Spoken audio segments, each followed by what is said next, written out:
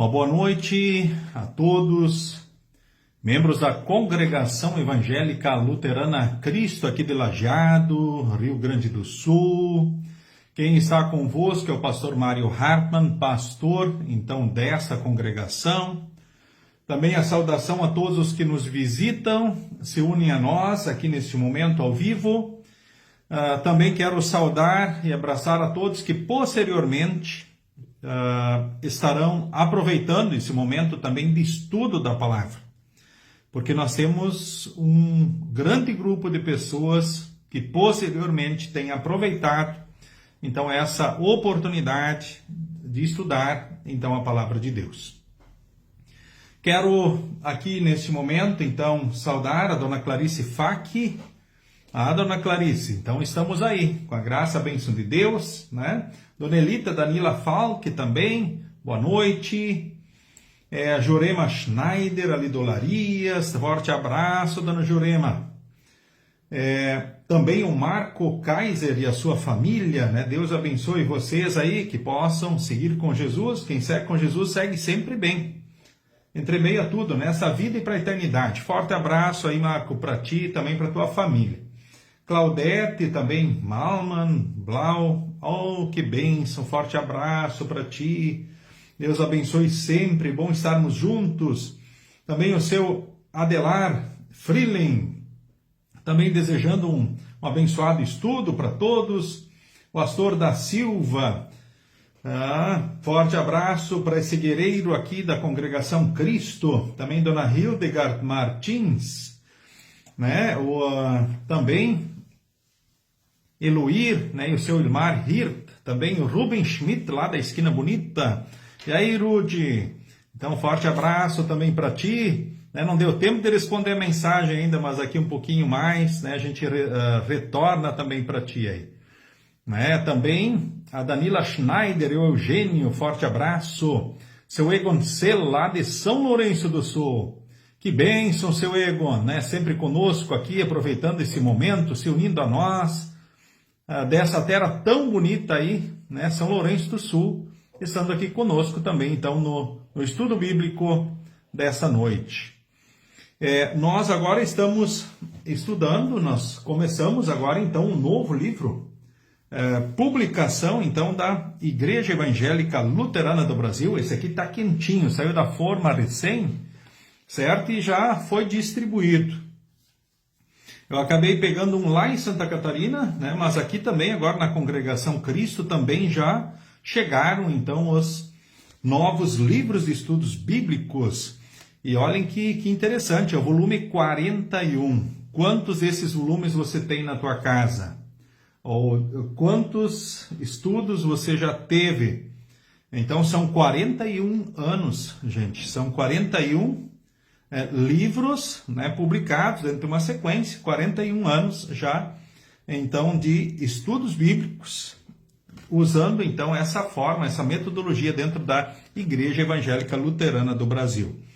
Essa é a publicação 2026, dentro da temática geral do ano da Igreja, dentro do Cristo para Todos. Agradecidos, compartilhamos Cristo.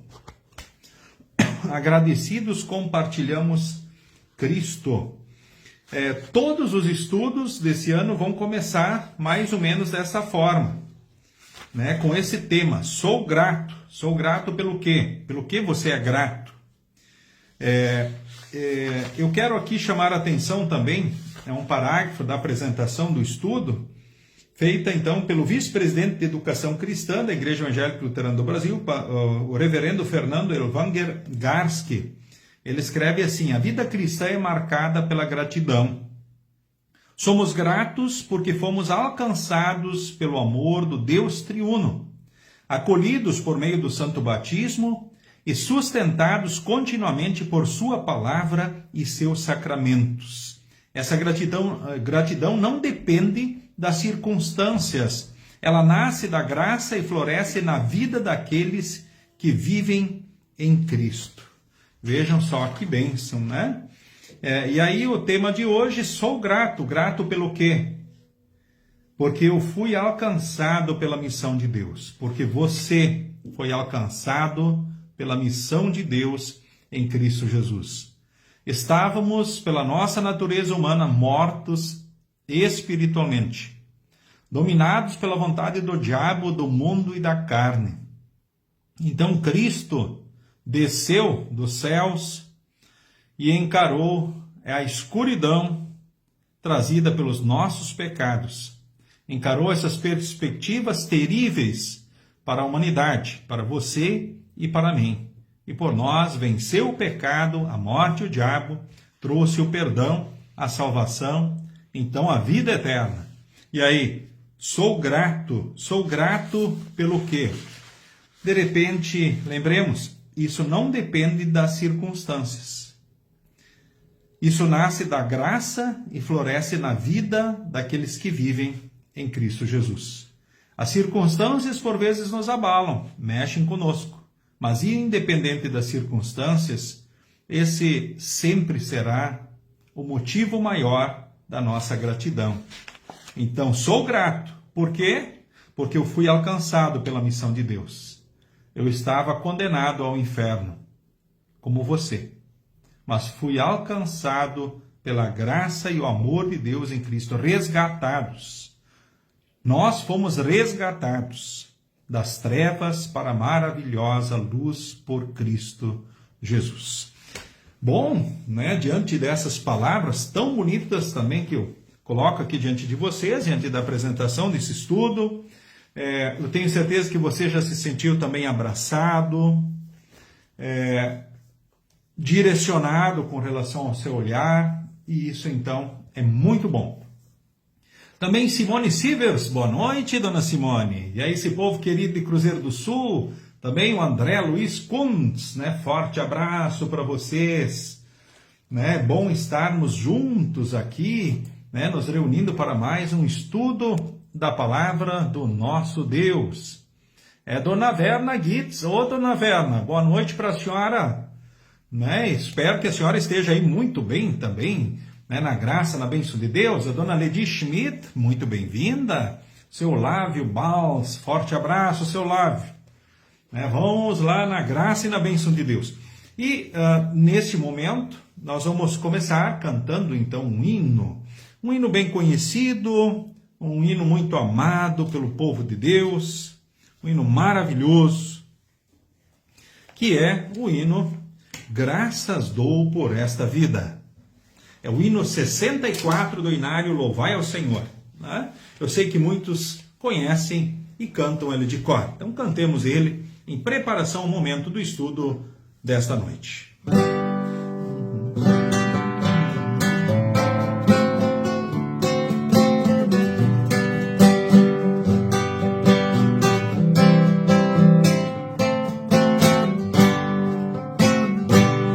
Graças dou por esta vida, pelo bem que revelou. Graças dou por meu futuro e por tudo que passou. Pelas bênçãos derramadas, pela dor e na aflição, pelas graças reveladas. Graças dou por teu perdão.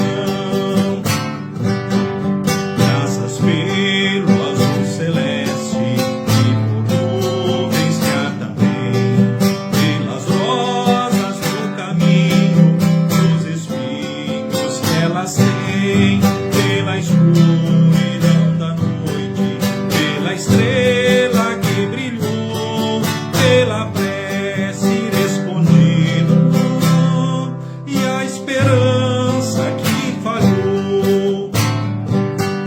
Pela cruz do sofrimento e a feliz ressurreição, pelo amor que é sem medida, pela paz do coração, pela lágrima vertida, pelo consolo que é sem par, pelo dom da eterna vida, sempre graças hei de dar.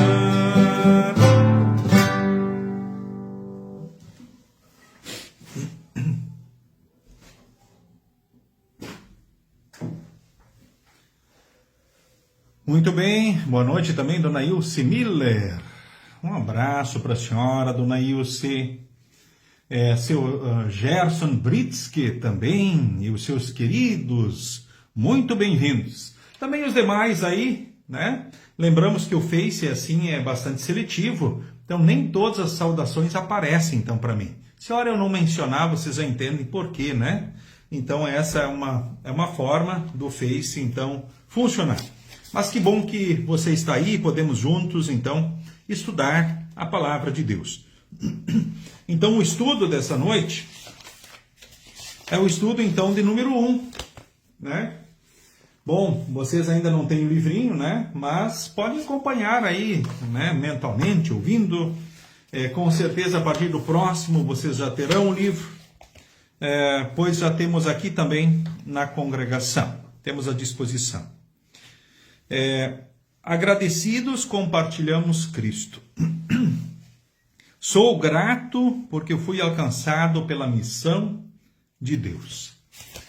O autor, ele usa uma história, um acontecido no passado como introdução para esse estudo dessa noite. Conta assim essa a história.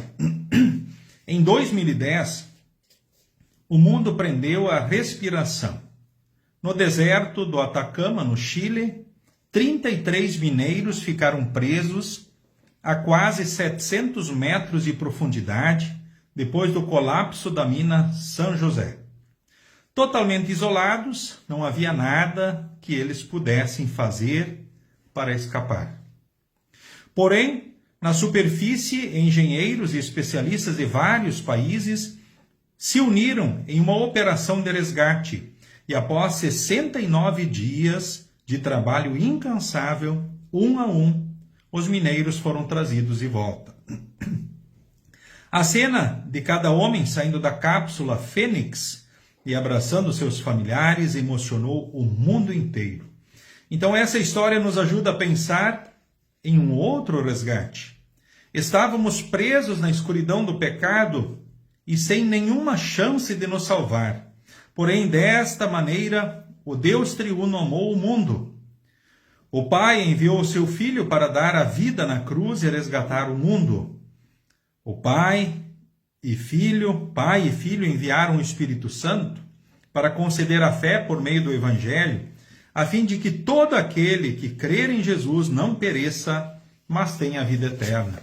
João capítulo 3, o versículo de número 16. Quem de vocês lembra, então, desse episódio, desse acontecido? Alguns detalhes interessantes. Bom, foi lá no deserto, então, do Atacama, no Chile. Você lembra quantos são os mineiros que ficaram presos? 33 mineiros. Olha que fato curioso. Você lembra com que idade Jesus morreu na cruz e ressuscitou para nos salvar? 33. Olha que curioso. Então, Jesus, com 33 anos, nos resgatou. Foram 33 mineiros que ficaram lá presos. A que profundidade? 700 metros de profundidade. Depois, então, do colapso da mina São José. Você sabe qual é a altura do prédio mais alto? Segundo consta, hoje Lajeado tem o prédio mais alto do Rio Grande do Sul, por enquanto. Olha que interessante. Agora, quantos metros ele tem? Está longe de ser os 700 metros. 700 metros de profundidade, gente. Então é importante a gente perceber que talvez a gente ouvindo, assistindo pela televisão no passado, eu lembro que muitos diziam assim, puxa, mas como não resgatam esses homens lá dentro? Poderiam fazê-lo mais rapidamente, de uma forma mais fácil? A gente sabe que a 700 metros, então, de profundidade, a operação era muito complexa. Mas, então, eles tiveram que fazer uma perfuração, depois largar a cápsula. Então, o primeiro que entrou lá foi um bombeiro. E esse bombeiro daí foi selecionando, então, um a um as pessoas para que fossem saindo individualmente. Agora, podemos imaginar a tensão que foi isso. Aquela cápsula, ora, com certeza, ela não descia suavemente até lá embaixo. E nem subia suavemente. Talvez, quem sabe, trancando, raspando, momentos assim muito tensos. E aí as pessoas foram saindo, talvez você lembra dessa história, dessa cena, e aí eles tinham que colocar óculos escuros neles, pelos dias que eles estavam, então, lá dentro do chão, ou seja, na escuridão, 69 dias até que todos foram resgatados. Então eles tinham que usar óculos escuros na saída para que não queimassem justamente os olhos pela claridade, porque os olhos já não estavam mais habituados com a claridade que nós vivemos. Aí nós vemos uma outra coisa, como é importante a claridade, ora o sol também para os nossos olhos. Claro, não nos queimando os olhos, mas essa claridade do dia a dia, ela também tem a ver com a nossa disposição, ou em nós seguirmos em frente, enfrentarmos os desafios também da vida. Então é uma necessidade, certo? Agora lembramos deles saindo de lá e sendo abraçados com muita emoção pelos seus familiares. E essa emoção correu o mundo, que se uniu para salvar então aqueles homens. Essa história virou um filme. Você assistiu o filme? Então, uma operação grandiosa, indiscutivelmente, que marcou a história. 2010, quantos anos já passaram desse acontecido? 16 anos. Para mim parece, na memória, assim, que foi uma semana, um mês atrás, né, aquele acontecido. Talvez você também tenha essa percepção. Poucos, talvez, dos que participam do estudo não ouviu falar dessa história. Mas a maioria de nós aqui, com certeza, também se emocionou, né, com essa operação complexa de resgate. 33 mineiros que estavam a 700 metros de profundidade, numa mina colapsada, e que foram resgatados após 69 dias de um trabalho incansável, então, de equipes de vários países. Agora, olhando, né, o link justamente desse estudo, imagine o que foi a obra de Cristo, ou seja, o resgate de Jesus, que ele veio e salvou não apenas 33 homens, mas ele vem e traz a salvação para a humanidade. Ele resgata o mundo inteiro na sua obra. Ou seja, o mundo também está condenado ao inferno, à escuridão, às trevas, dominado pelo diabo, pelo mundo e a carne, sem perspectiva do céu na morte. E aqui na vida, sem viver o amor e o cuidado e a graça de Deus. E Jesus, então, ele vem e por nós cumpre todos os mandamentos. Por nós paga todos os pecados. Depois, esse Deus maravilhoso, pelo seu Espírito, ele põe essa fé em nós. E essa fé, ele pôs por ocasião do batismo, essa fé ele alimenta, então, pela palavra em nós, para que a gente possa permanecer nela e receber de fato a vida eterna na hora da morte, e aqui na vida, receber pelo Espírito Santo o amor, o ânimo, a coragem, a força, a alegria, a sabedoria, a paciência, né? Humildade, a fidelidade, o domínio próprio, tudo que a gente precisa para viver, ser feliz e ir vencendo aqui nesse mundo, o diabo, o mundo e a carne, que já temos a vitória, mas vencendo então as tentações, lutando contra as fragilidades, ou seja, sendo renovados e abraçados no amor e na graça de Deus. Certo? Então, muito maior, com certeza, foi a operação de resgate exercida por Deus para a humanidade em seu Filho amado, Jesus Cristo. Bom, contando essa história e linkando justamente a obra de Cristo, talvez a gente já poderia dizer amém para o estudo. A mensagem, ela foi dada, a principal foi dada aqui nesta noite. Então, agora o autor do estudo levanta o seguinte: você tem consciência de que foi alvo de uma missão de resgate? Você tem consciência que você foi alvo de uma missão de resgate divino? Você percebe a grandiosidade dessa obra, a grandeza dessa obra, a complexidade dessa obra? Percebemos bem o que aconteceu talvez com aqueles 33 mineiros. E percebemos e temos consciência da grandiosidade desse resgate realizado por Cristo? Uma missão impossível para seres humanos? Mas sabemos que para Deus nada é impossível?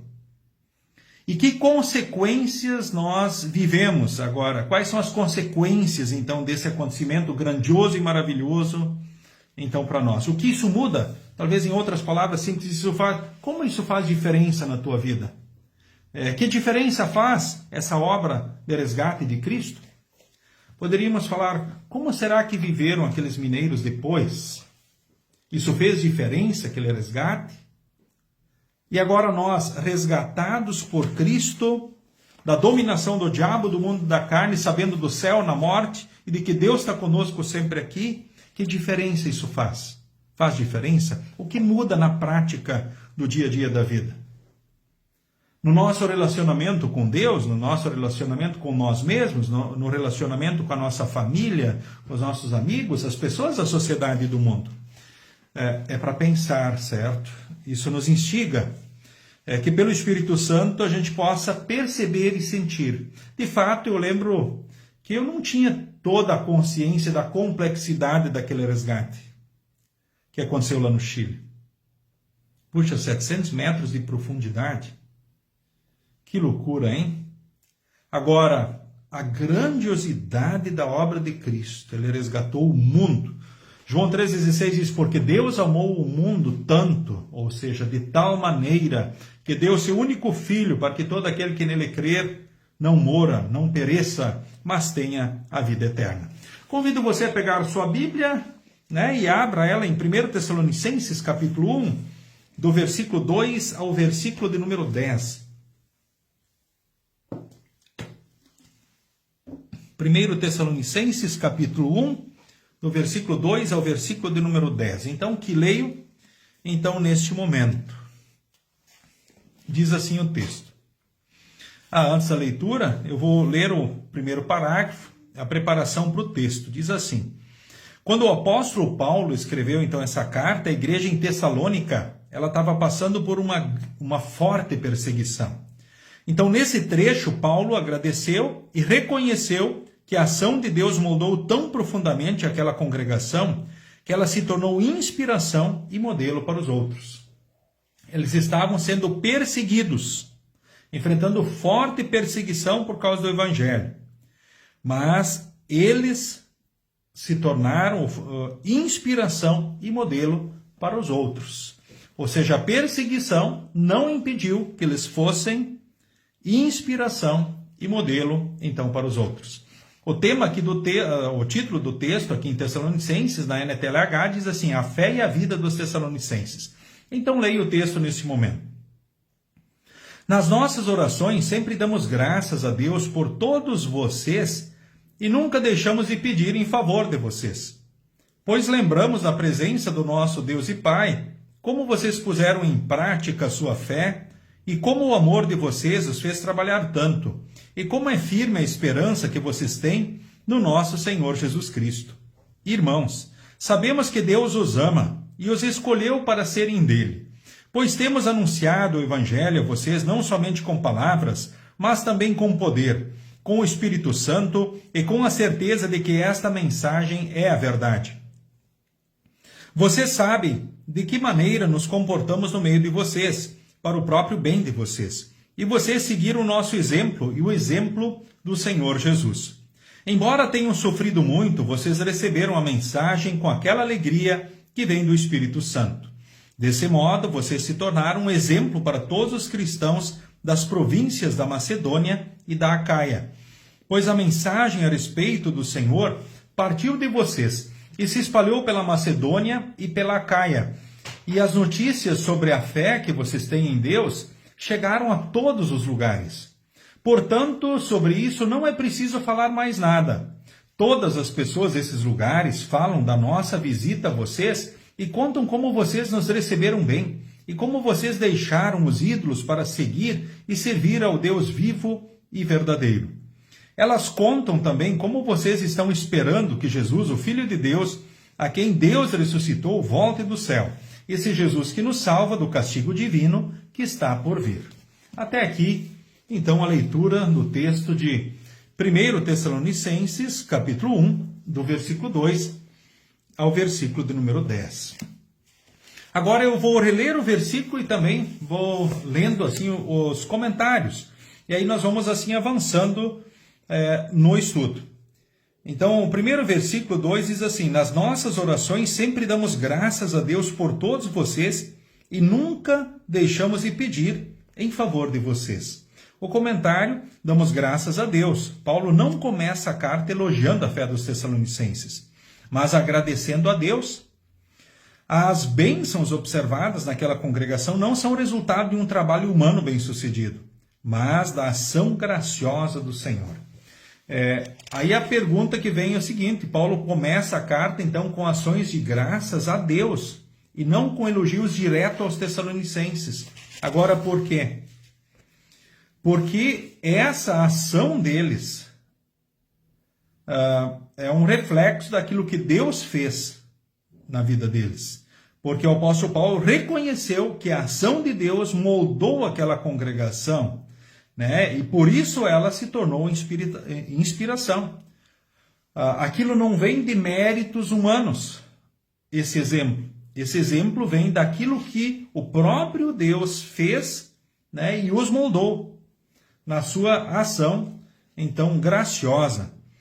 Certo? Então, é interessante a gente, talvez no primeiro momento, quando somos beneficiários, talvez, de algo, ou vemos um bom exemplo, talvez agradecemos a pessoa pelo benefício, pela ajuda, pelo apoio, pelo que fez, enfim. Mas nós teríamos que agradecer primeiro sempre a Deus. Por quê? Porque é a ação de Deus que molda e leva as pessoas também a servirem e a refletirem o amor e a graça de Deus.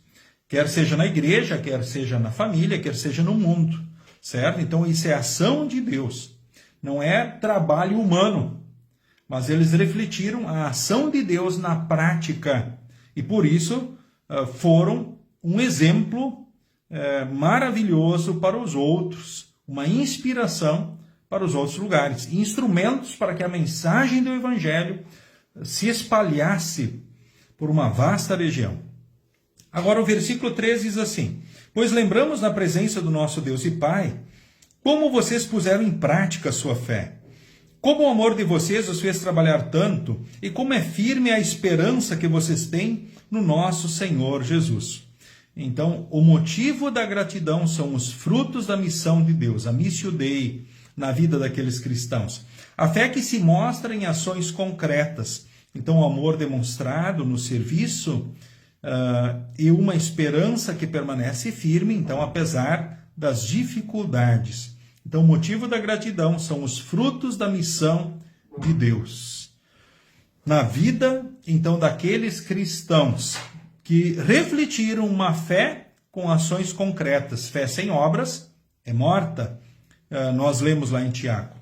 Agora o versículo 4 diz assim: irmãos, sabemos que Deus os ama e os escolheu para serem dele. O termo amados, ou então no tempo perfeito, ressalta que o amor é passado, presente e futuro. O amor eterno de Deus os faz escolher, resgatar e chamar um povo para si. Então o amor eterno de Deus o faz, né? O fez. Escolher, resgatar e chamar um povo para si. O amor é a força motivadora, então, da missão de Deus no mundo. E eu chamo a atenção nesse momento aqui para um outro texto. O texto de Efésios, ele justamente nos lembra, Efésios capítulo 1, nos lembra desse nosso chamado. O texto de Efésios 1:13 ela diz assim: agradeçamos ao Deus e Pai do nosso Senhor Jesus Cristo, pois Ele nos tem abençoado por estarmos unidos com Cristo, dando-nos todos os dons espirituais do mundo celestial. Então, antes da criação do mundo, Deus já nos havia escolhido para sermos dele, por meio da nossa união com Cristo Jesus, a fim de pertencermos somente a Deus e nos apresentarmos diante dele sem culpa, por causa do seu amor por nós. Então, Deus já havia resolvido que nos tornaria seus filhos por meio de Jesus Cristo, pois este era o seu prazer e a sua vontade. Portanto, louvemos a Deus pela sua graciosa graça que Ele nos deu gratuitamente por meio do seu querido Filho. Muito bem, é um texto muito bonito esse de Efésios, que nos fortalece na seguinte certeza. Então, Deus escolheu você para nascer em primeiro lugar. Lembremos disso. E quando Ele escolheu você para nascer? Antes da fundação do mundo. E quando Ele escolheu você para ser dele, na união com Cristo? Desde quando o plano de Jesus vir já estava estabelecido? Desde antes da fundação do mundo. Que planejamento esse, hein? Planejamento de longo prazo. Exatamente. É assim com relação a Deus. Então ninguém passou a existir por acaso. Nós fomos escolhidos para nascer e escolhidos para sermos filhos de Deus, povo de Deus na união com Cristo Jesus. Desde quando? Desde antes da fundação do mundo. Isso é fantástico. A gente poderia pensar assim, né, pensar biologicamente falando, sobre a possibilidade de nós nascermos. Quando você e eu fomos concebidos no ventre de nossa mãe, você sabe quantos outros irmãos nossos poderiam ter sido concebidos no mesmo momento em que nós fomos concebidos? Disse que um homem fértil, né, então ele fornece talvez 180 mil, 200 mil espermatozoides. Dependendo do espermatozoide que venha fecundar o óvulo, é outra pessoa. Então, irmãos nossos, pelo menos 180, 200 mil outros irmãos poderiam ter sido fecundados ao invés de nós. Puxa, só ali, nesse momento. Agora vamos pensar ali quando os nossos pais foram gerados. É a mesma matemática. 180, 200 mil outros poderiam ter nascido ao invés dos nossos pais. Qualquer combinação diferente já sairia fora, ou seja, nós não teríamos existido. E aí vamos voltando gerações, né? Se voltarmos 3 gerações, pelo menos 600 mil outras pessoas poderiam ter nascido, ao invés de nós. Uma lógica simples. Ou seja, numa matemática simples. Mas a gente sabe que isso é muito mais complexo. Então, que maravilhoso, né, existirmos e estarmos aqui neste mundo. E esse texto, esse estudo também nos ajuda a pensar nisso.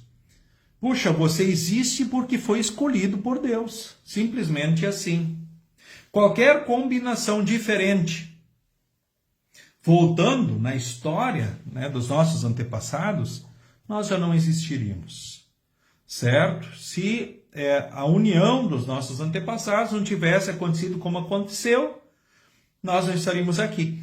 Aí a gente vê agora essa questão do planejamento de Deus, do plano de Deus, primeiro da criação do universo, ter nos escolhido para nascer, o quanto isso é profundo, quanto isso é grandioso, quanto isso é complexo.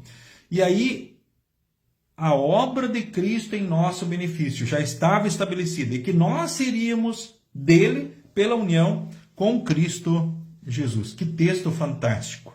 Lembre disso. Quando você enfrentar tribulações, momentos difíceis, lembre, você foi escolhido para nascer. Você foi escolhido para ser dele. Tudo por amor. Tudo por amor. E esse é o nosso grande motivo de gratidão. A missão de Deus, na qual nós fomos alvos, fomos atingidos.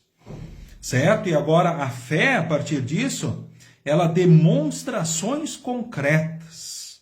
O amor demonstrado no serviço e uma esperança que permanece apesar das dificuldades.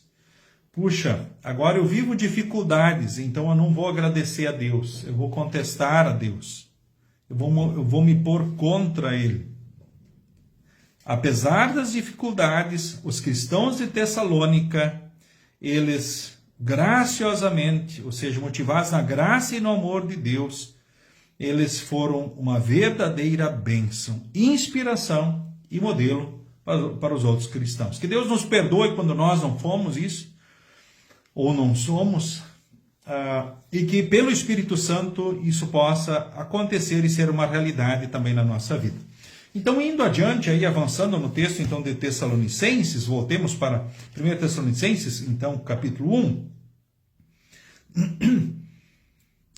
Eu leio aqui neste momento o versículo de número 4, aqui o comentário de novo, né? O termo amados, então lembra, né? Ressalta o amor de Deus passado, presente e futuro, o amor eterno de Deus o fez escolher, resgatar e chamar um povo para si. Então o amor é a força motivadora, então, da missão de Deus.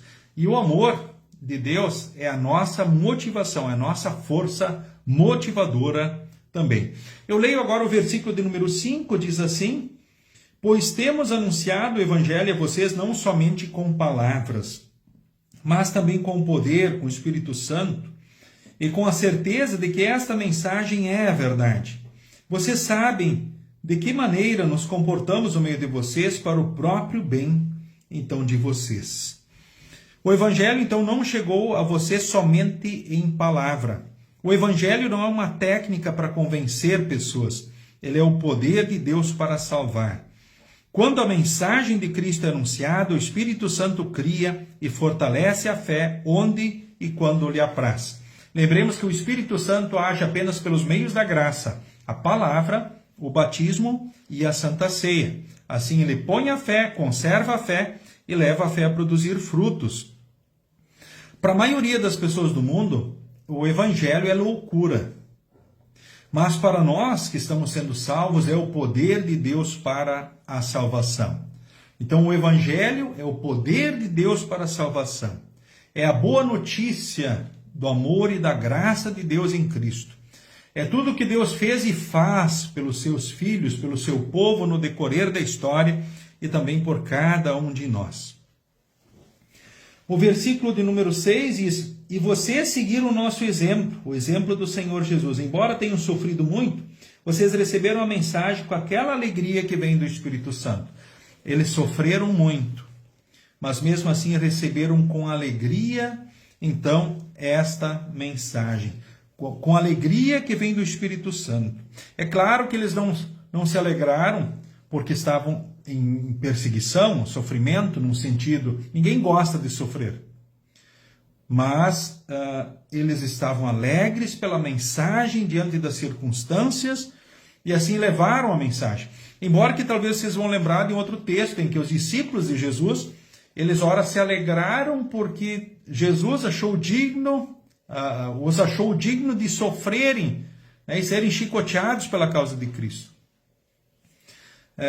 Ou seja, eles estavam felizes não em si, pelos chicotes, né, mas eles estavam felizes porque eles estavam sofrendo não por serem ladrões, criminosos, por se meterem na vida dos outros, por fazerem o mal, por seguirem o mau caminho, mas porque eles estavam servindo ao Evangelho, a mensagem, então, da cruz. O texto aqui também fala levar a mensagem em palavras e ações. Esse é o grande desafio também para nós em todos os tempos. Certo? Levar a mensagem em palavras e ações. Eu quero citar uma história aqui que chegou ao meu conhecimento, né? Onde acontece o seguinte: existe um comerciante, então, em Lajeado, que tem o hábito, o costume de começar, todos os dias, começar lendo uns versículos bíblicos e fazendo uma oração com seus funcionários. O que você acha disso?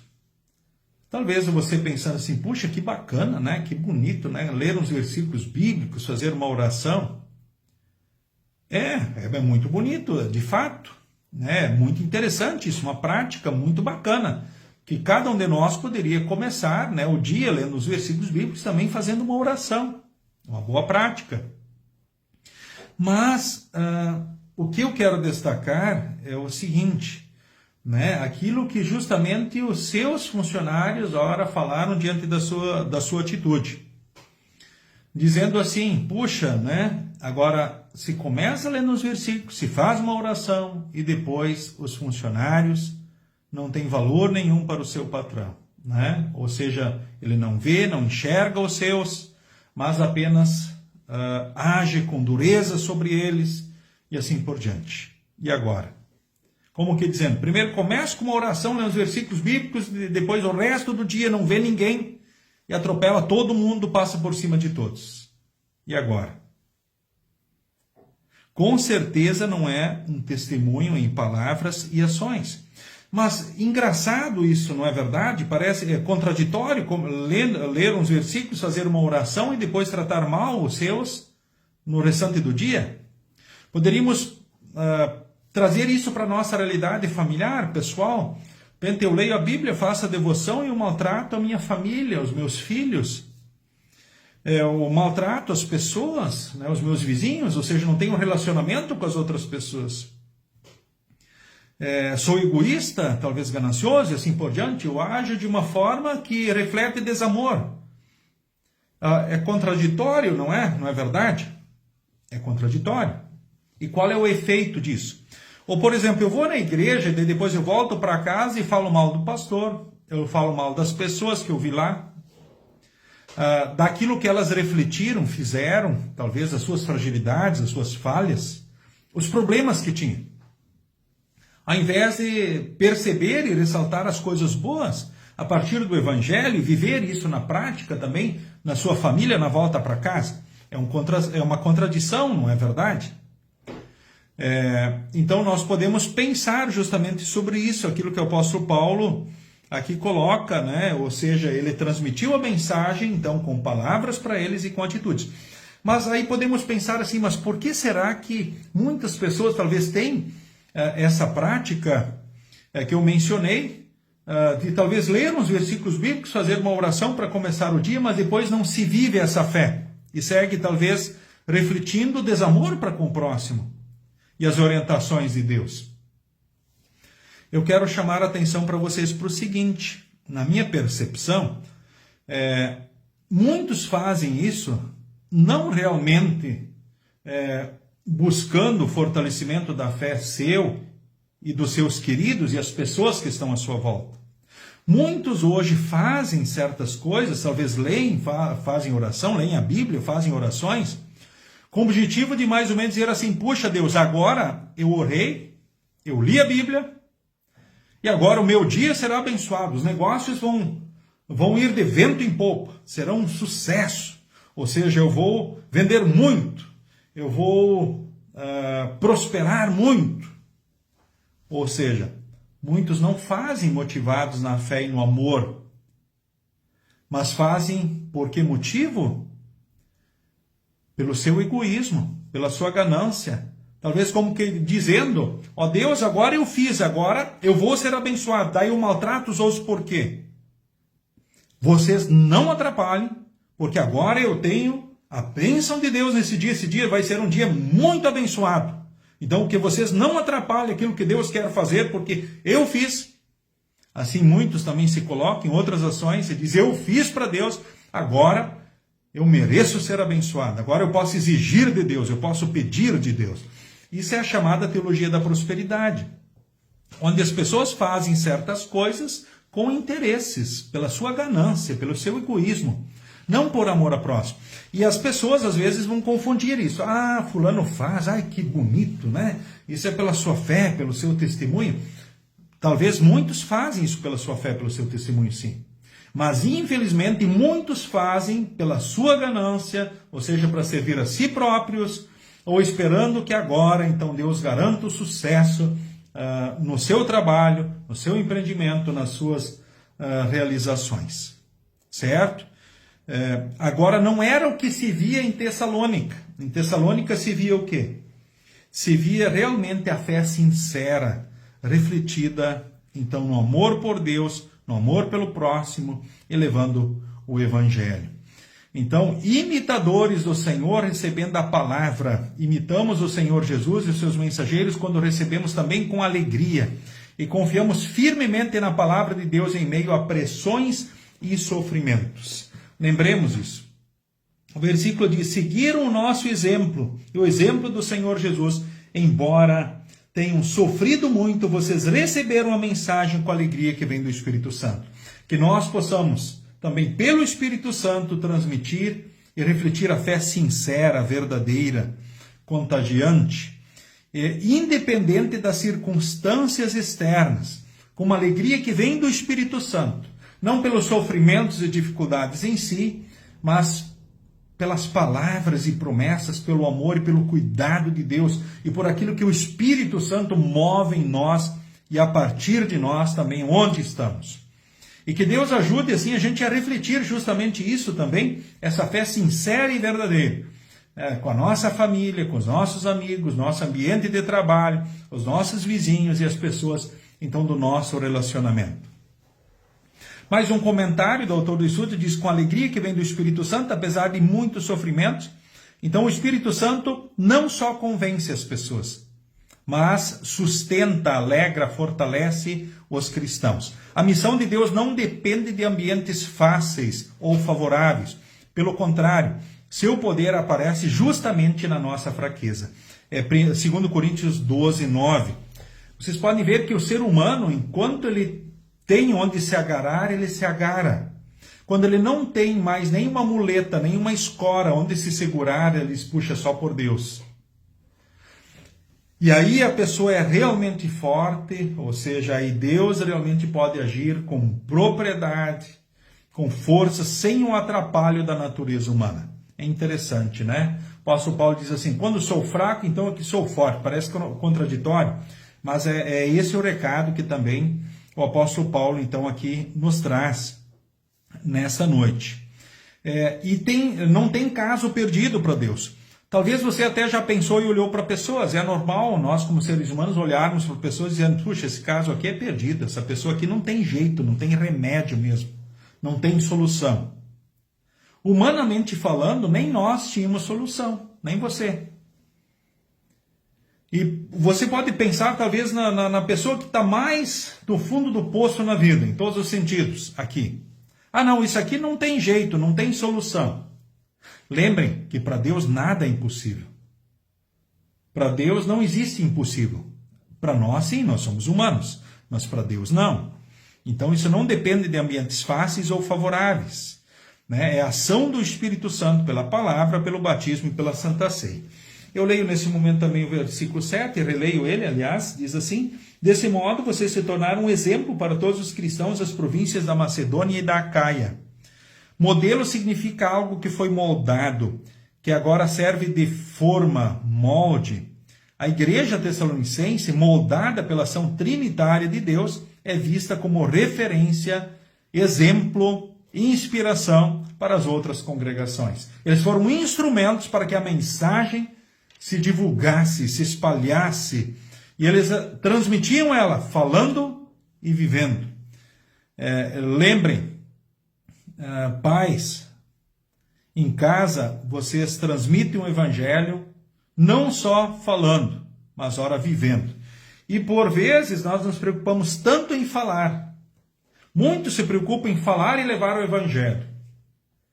Mas é preciso coerência.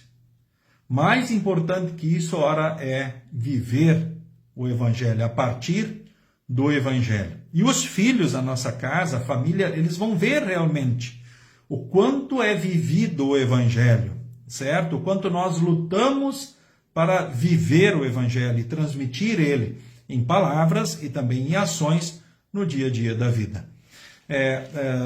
Importante a gente lembrar, a gente poderia falar de muitas coisas, né? Por exemplo, até sobre a questão da vida congregacional, né? Quando as pessoas voltam para casa, né? Como a família vê os frutos de cada um. Quando a gente volta para casa do culto, do estudo, depois de um momento de devoção, lembrem disso.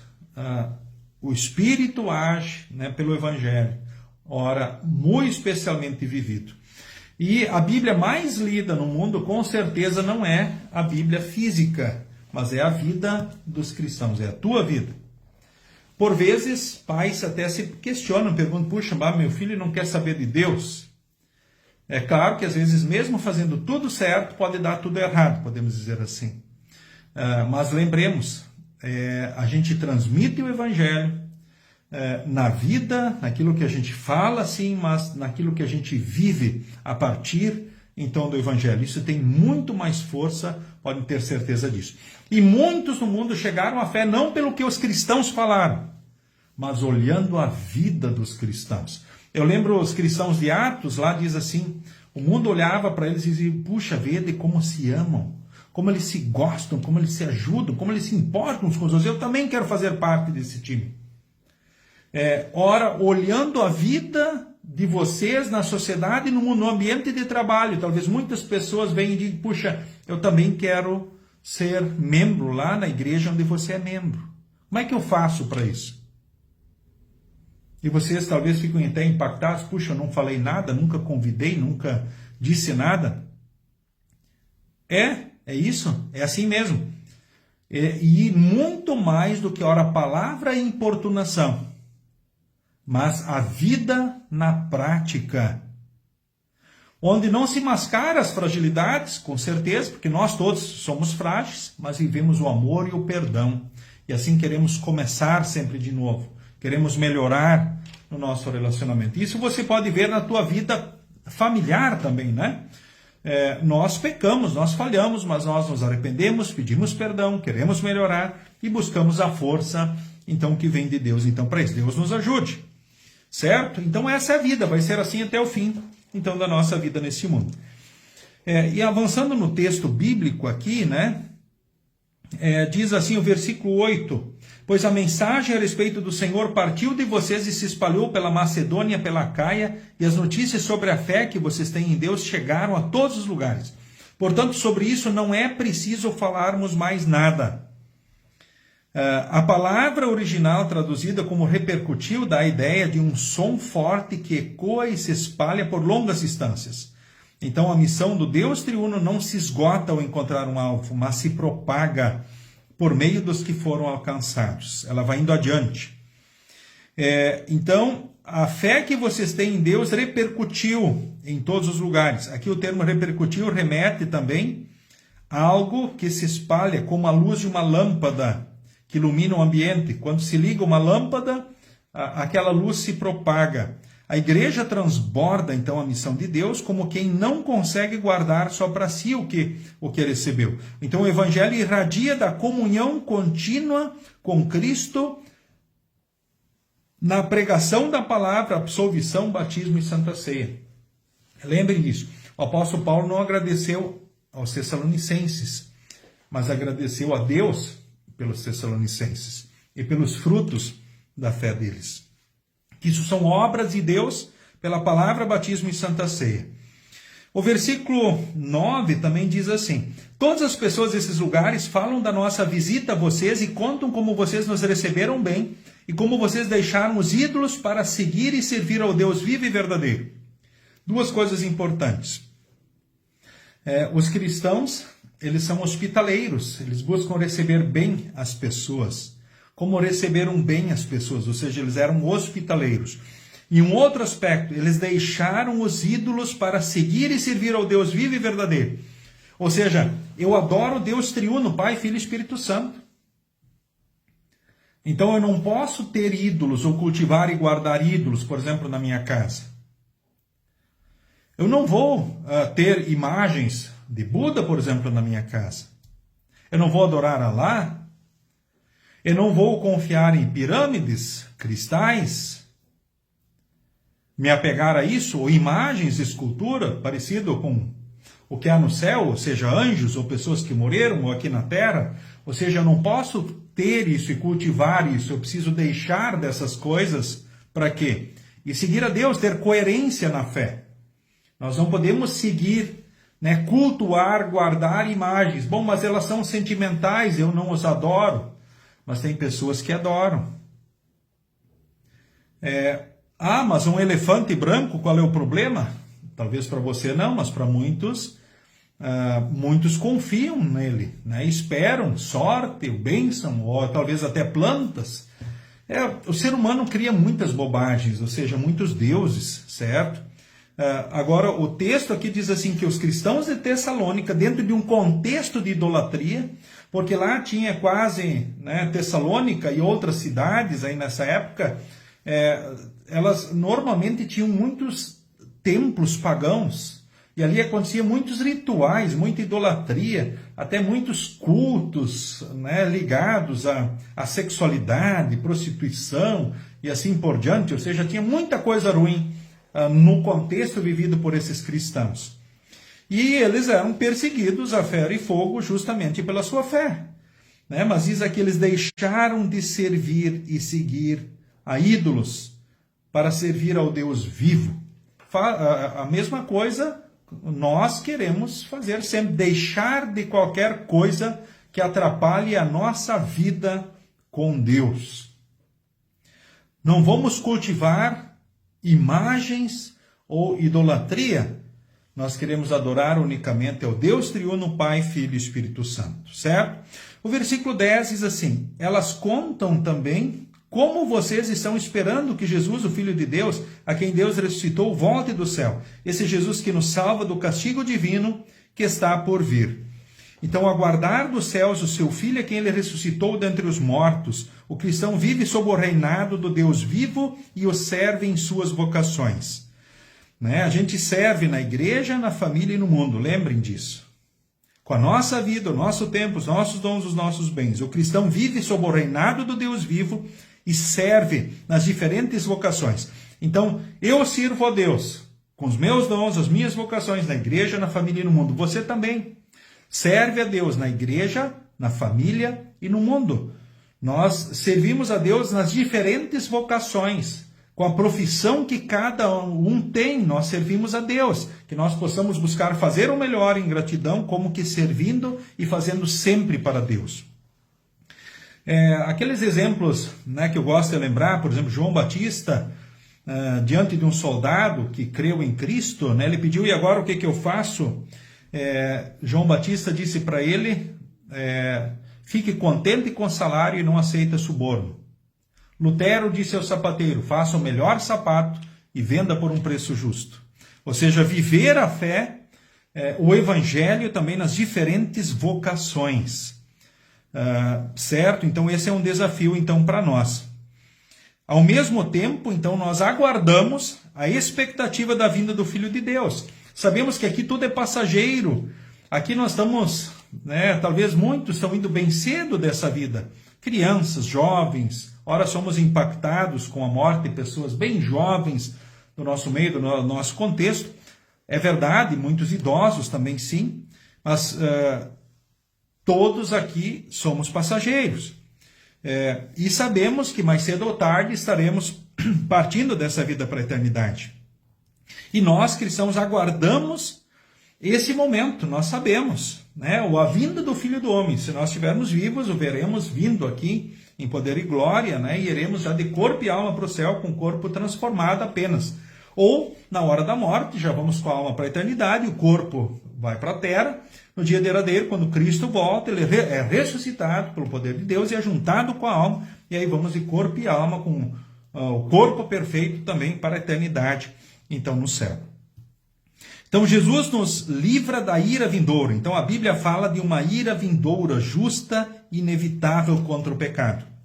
Só Jesus nos livra desse juízo, não tem outro caminho para escapar da condenação. Porque ele mesmo o suportou em nosso lugar. Isaías 53, 5, 2 Coríntios 5, 21. Então, pela missão de Deus, nós fomos resgatados da sua ira. Porque você foi escolhido. Você é amado e escolhido por Deus para existir e para estar com Ele para sempre na eternidade. Certo? Que nós possamos agora também, na ação do Santo Espírito, seguirmos firmes e refletirmos onde estivermos, então, esta nossa fé. Porque Deus amou o mundo tanto que deu seu único Filho para que todo aquele que nele crer não pereça, mas tenha vida eterna. 1 Pedro 2, 9 e 10 diz assim: vocês são a nação santa, um povo de propriedade exclusiva de Deus. Nós fomos escolhidos para quê? Para proclamarmos, para anunciarmos as virtudes daquele que nos chamou das trevas para a maravilhosa luz. Ou seja, o ofício público do ministério o pastor tem, certo? Mas cada um de nós é um sacerdote de Cristo, na igreja, na família e no mundo também. Nós somos instrumentos, né, que refletem, que transmitem a boa notícia do Evangelho. Onde estivermos. Mateus 5, 14 a 16, Jesus diz: vocês são sal e luz para o mundo. Quando liga uma luz, não tem como não perceber a luz acesa. O sal, quando falta na comida, também não há como não perceber a sua ausência. Ou seja, o cristão, ele é um sal, é um tempero para o mundo. Aonde ele está, ele é uma luz para o mundo, aonde ele estiver. Certo? Então, o autor do estudo diz, guarde no coração. Então, alguns destaques. Missão de Deus. Lembrem que o ser humano não pôde se salvar. Jamais poderia. Aqueles mineiros teriam morrido também lá, então, lá na mina, colapsada lá no Chile. Nós, não fosse pela ação misericordiosa e amorosa de Deus, nós estaríamos todos no inferno. Todos. Ninguém escaparia da condenação. Mas o resgate do pecador perdido e condenado foi planejado e executado pelo Deus triuno. O Pai enviou o Filho para salvar a humanidade por meio da cruz, e o Pai e o Filho enviaram o Espírito para conceder a fé e os dons por meio do Evangelho. E a igreja participa da missão, repercutindo a ação de Deus por meio da palavra e sacramentos. Certo? Ora, impactando muito mais pela vida do que ora pelas palavras onde estivermos. Então, o poder do Evangelho não é filosofia, um conteúdo de autoajuda vendido por aí. Ele é o poder de Deus para converter e salvar. Então, quando o Evangelho é anunciado, ele não chega somente em palavra, mas com a força do Espírito Santo. Essa é a diferença, que transforma corações, cria fé, né, e gera plena convicção. Repercutir. A palavra de Deus que recebemos se espalha a partir de nós, não porque alguém nos obriga, mas porque é impossível guardar só para nós. A fé não deve viver oculta, mas ecoar e irradiar o Evangelho para que outros também sejam salvos. E esse é o plano de Deus. Esperança, outra palavra-chave. Enquanto vivemos sob o reinado de Cristo e compartilhamos o Evangelho em nossas vocações diárias, Deus continua nutrindo a igreja com a palavra e sacramentos. Até que Cristo venha no último dia, né? Aguardamos então sua vinda com expectativa e confiança, pois temos a certeza de que estamos livres de toda a ira. A questão doutrinária, né? Porque depois de termos sido criados e termos recebido todo tipo de bens da parte de Deus Pai, veio o diabo, nos levou à desobediência, ao pecado e à morte e a toda desgraça, de modo que passamos a estar debaixo da ira de Deus e do desagrado de Deus, sentenciados à condenação eterna, conforme merecíamos. Aí não havia conselho, nem auxílio, nem consolo, até que o Filho único e eterno de Deus, com a sua insondável bondade, se compadeceu da nossa calamidade e miséria e veio do céu e nos socorreu. Assim, aqueles tiranos e carcereiros foram afugentados e seu lugar foi ocupado por Jesus Cristo, Senhor da vida, da justiça, né, de todo o bem e ventura. Ele nos arrancou a nós, pobres seres humanos perdidos, das garras do inferno. Nos conquistou, libertou e nos trouxe de volta a clemência, a graça do Pai. Ele nos pôs como propriedade sua, sob seu amparo e proteção, para governar-nos com justiça, sabedoria, poder, vida e bem-aventurança. Ou seja, pertencemos duas vezes a Deus. Primeiro por criação, segundo pelo sangue de Jesus. Por Jesus que morreu e ressuscitou, nos resgatou. Resgate impossível para seres humanos, mas não para Jesus, o homem-Deus, que fez tudo para a nossa salvação. Conclusão do estudo, os mineiros chilenos foram resgatados por uma operação que veio de fora. Da mesma forma, você foi alcançado e salvo do pecado e da morte pela missão amorosa do Deus triuno. Lembre, aquela missão no Chile salvou 33 pessoas. Jesus, com 33 anos, salvou o mundo da condenação eterna no inferno. Então, o Pai amou o mundo e escolheu um povo para si, desde a eternidade.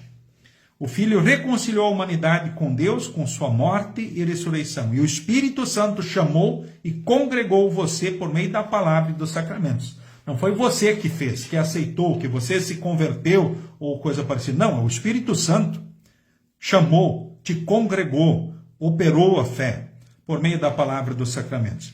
Então a ação de Deus transformou e continua transformando a sua vida, gerando fé ativa, amor que serve e uma esperança firme, mesmo em tempos de sofrimento, independente do contexto externo. Entre meia dor e o sofrimento, ele vem e dá o que a gente precisa. Ele nos assiste. Então, por isso, querido irmão, querida irmã, viva cheio de gratidão na alegria do Espírito Santo, de maneira que o Evangelho repercuta em suas palavras e atitudes, na igreja, na família, no mundo, onde você estiver. A missão é de Deus. E ela ressoa por meio da igreja, alcançando e resgatando muitos. O desafio é da igreja. O desafio de levar o Evangelho é meu e é seu. Certo? Então, a missão de salvar é de Deus. Nós somos instrumentos na ação, então, de Deus. Certo? Então, nós, nesse momento, queremos finalizar, falando com Deus, então, em oração. Dirijam a oração e aí oramos a bênção em conjunto. Em nome do Pai, do Filho e do Espírito Santo. Deus triuno, sou grato porque tua missão me alcançou. Eu não podia me salvar, mas fui escolhido, resgatado e batizado no teu nome. Continuamente, Senhor, tu me dás a tua palavra e preparas meu coração para recebê-la. Ajuda-me a viver em gratidão, repercutindo o teu evangelho em minhas palavras e atitudes. Em nome de Jesus. Amém. O Senhor nos abençoe e nos guarde. O Senhor faça resplandecer o seu rosto sobre nós e tenha misericórdia de nós. O Senhor sobre nós levante o seu rosto e nos dê a paz. Amém. Muito bem, queridos irmãos, queridas irmãs, foi uma satisfação ter estado com vocês aqui nesta noite. Que bom que você veio aqui, e participou desse estudo bíblico. Daqui a 2 semanas nós teremos um novo momento aqui de estudo da Palavra de Deus. E desde já, você é o convidado. E os membros da Congregação Cristo, aí fica o incentivo de vocês pegarem, adquirirem também o livro, o caderno de estudos bíblicos, para assim poderem também acompanhar e estudar em casa. A ideia do livro de estudo não é apenas estudos em grupos ou aqui, mas também onde a gente possa estudar com a família, São estudos familiares. Então é um ótimo material que permite também a devoção em família, o crescimento espiritual da fé na nossa casa. Tá? Para nos despedirmos, nós vamos cantar então mais um hino, o hino de número 140, Deus que terra e céu fizeste, e assim nos despedimos então nesta noite. Então cantando então esse último hino. Também lembro que temos cultos na congregação todos os sábados às 18 e todos os domingos de manhã às 9 horas. O culto do sábado sempre é transmitido então também por esta plataforma, o Face, e depois disponibilizado no YouTube, assim como acontece com o estudo bíblico também nesta noite. O hino 140 do Inário, Louvai ao Senhor.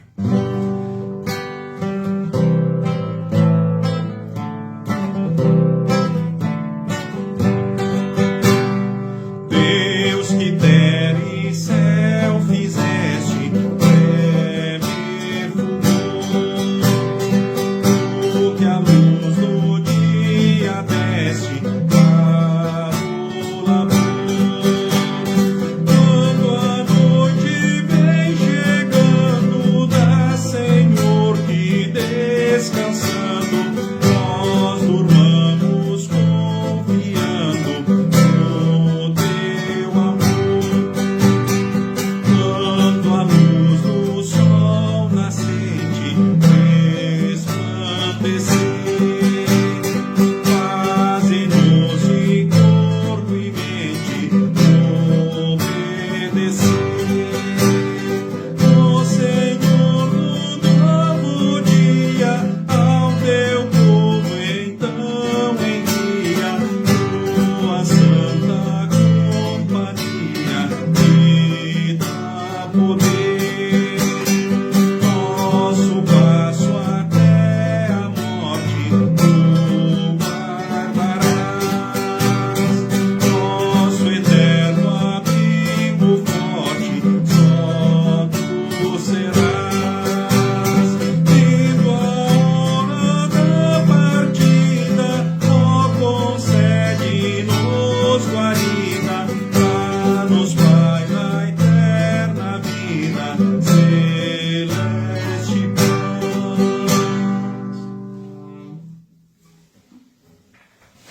Queridos irmãos, queridas irmãs, sigam com Jesus e sigam bem. Sintam-se todos abraçados Que Deus em Cristo conceda uma abençoada noite, abençoados momentos. E até a próxima oportunidade.